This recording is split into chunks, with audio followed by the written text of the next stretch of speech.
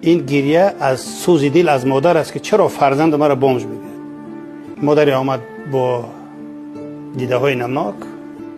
گفتم چی شده؟ چرا گریه میکنی؟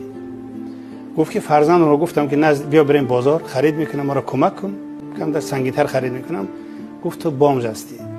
من همراه بومج در کوچه نمیبرم. اگر یک کس مرا در بر تو ببینه چی میگه؟ این گریه از سوز دل از مادر است که چرا فرزند مرا بومج میگه. یعنی اصلا کسی نیست که من در کنار تو راست بیستم. اگر تو از این تولد نشدی چگونه فرزند برکت مییابد تو اگر توبه و ندامت نکنی؟ کار تا جایی رسیده است که تحقیر مادر، ملامت پدر، در جای غیبت پدر که پدر من نمیفهمد، پدر من نمیداند، پدر من نمیشود و نمیبین. علم یعلم بان الله یرا. تو نمیبینی که خدا تو را میبیند. تو آینده